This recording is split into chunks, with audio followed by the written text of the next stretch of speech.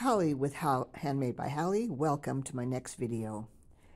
The supplies we'll need is this wood jar, a large tag, a peel and stick wallpaper from the Dollar Tree, some ribbon of your choice.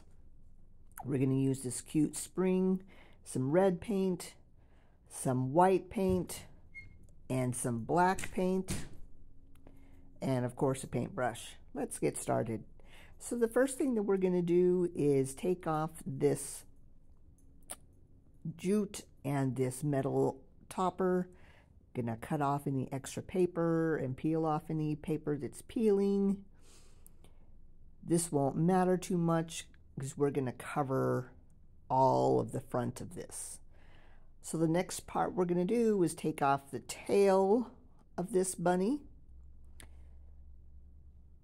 And that's okay that the paper ripped. Our jar is gonna sit in that spot, so that paper that peels off doesn't really matter. Then I'm gonna cut off the current hanger up at the top, and we'll get ready for the next step. This is gonna be a really fun, cute spring project. I hope you're looking forward to seeing how I create this one. So we're going to use this side for the back, and I'm going to use the Waverly chalk paint in black, and I'm going to give this a good 2 coats, letting the paint dry in between.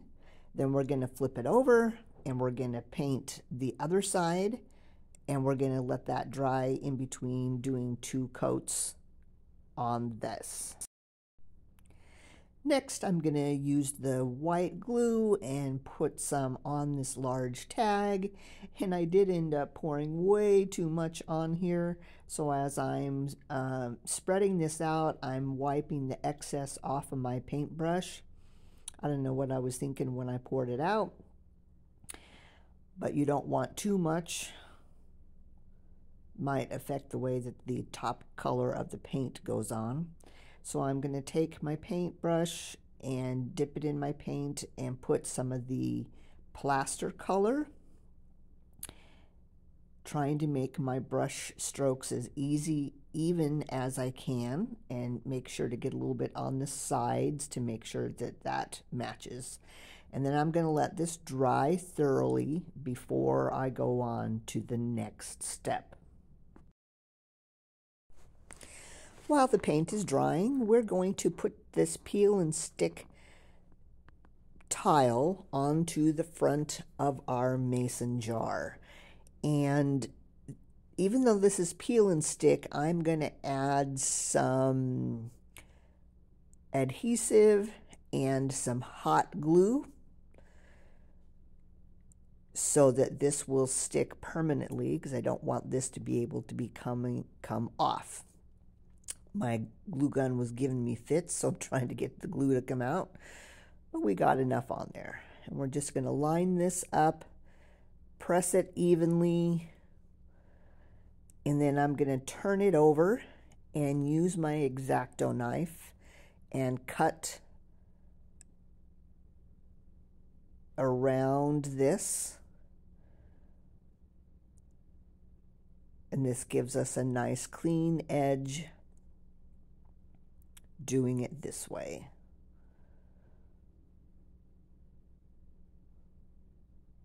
All right, so here we are. We're ready to move on to the next part. So we're going to get our cover here, and I'm going to paint this a pink. And I decided what I was going to do was just go ahead and mix some red and some white paint, and to get a custom pink, and I was pretty pleased with the pink that we came out with here. So I'm just gonna give a good even coat on the top and around all the sides.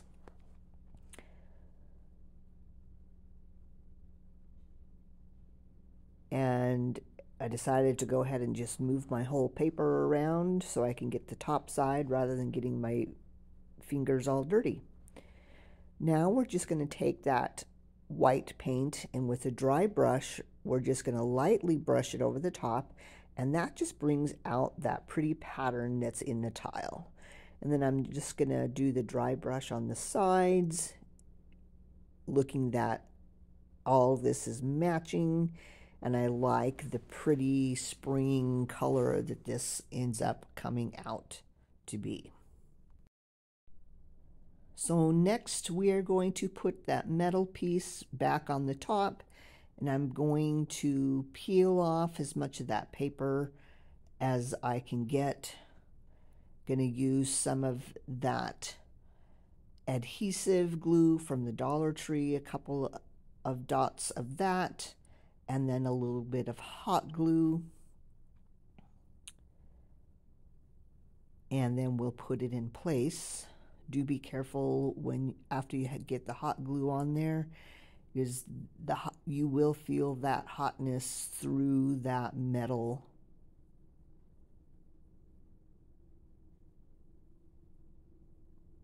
Looks like I put a lot of glue, but I don't really. Just press that firmly in place. Then I'm going to wrap the top like it came, but I'm going to use this white string that I had in my stash and wrap that around 2 or 3 times and pull it tight and double knot it, and then I'm going to tie a little bow, make sure that's even, and then cut off the excess, and we're ready for the next step. So I did take off the tag off the back, just scraping with my paint scraper, and I'm going to add some more of that glue here and there. Almost used this tube all the way. It's getting down towards the end, but there's a little bit left in there. So I put that on, and then I'm getting my hot glue gun and gonna get some hot glue in between. The hot glue will make it stick and dry first, and then the other glue will help it adhere to our surface permanently. And we're just going to get that in place and press it firmly, give it a couple minutes so that hot glue can take effect. So next, let's make a bow, and I've got my easy bow maker, and we're going to make a 4-inch bow using this 1-inch ribbon. And the recipe I'm going to make is 3 loops on the bottom.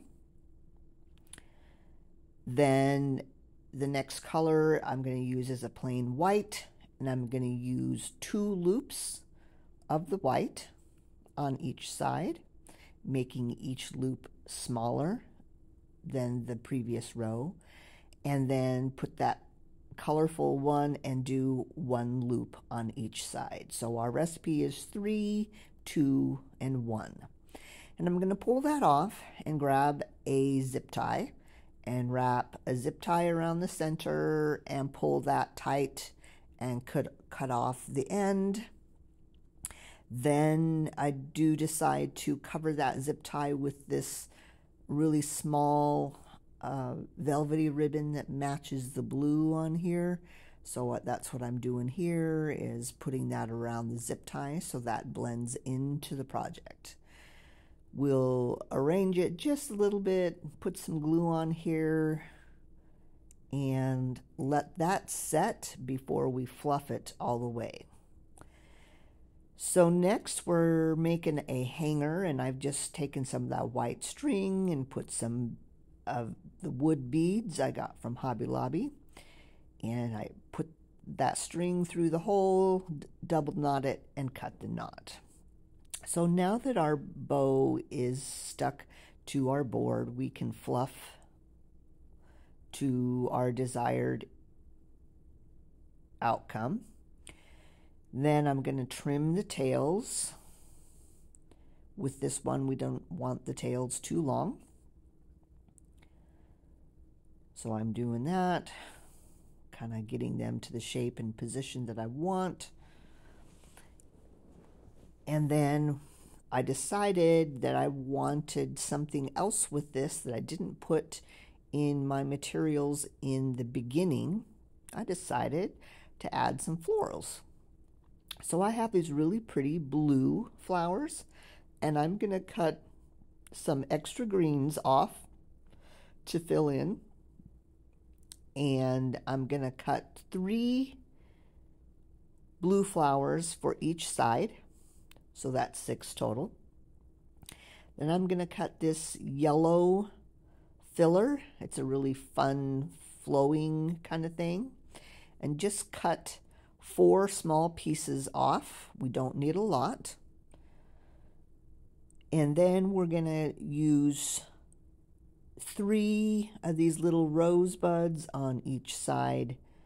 And then I decided to cut off some of the extra greens with this. So once this is all prepped and ready, we will go ahead and assemble our florals into the bow.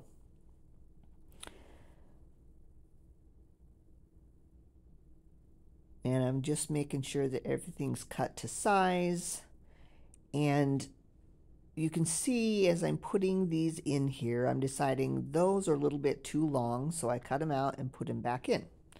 Nothing wrong with changing your mind, rather that they're too long than too short. And so that's what I did on the other side. I took them off, put them back in. You want them to stick out a little bit past the bow, but you don't want them too far sticking out past the bow. So I'm going to fill in with some of the greens.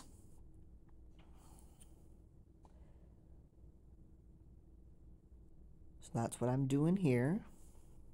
And I could stop after this point, but I decided to go ahead and put that yellow in there. So I'm just cutting those down a little bit and putting glue on the end and sticking them in place, and they will stick just fine inside the bow. So 2 or 3 little spots on each side.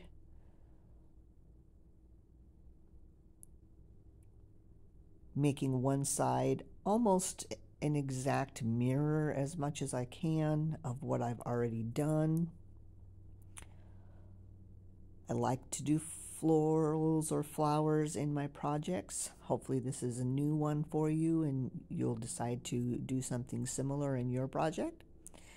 Now we're going to do the same and get our pink flowers cut to the length that we want to. And we're just staggering the pink flowers in amongst what we've already got. And then I'm going to fill in some more with the green leaves. And when I'm putting the pink ones in, I'm putting them with an extra stem of green.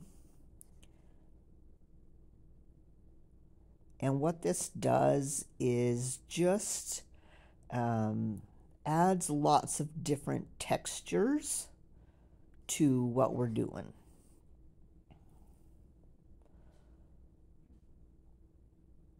And the pink flowers kind of match or coordinate with our pink jar we've got on there. And so I think this is the last pink flower we've getting in place. And one more filler of green, making sure that everything looks full enough. Making any trims that we need. And here's the finished project.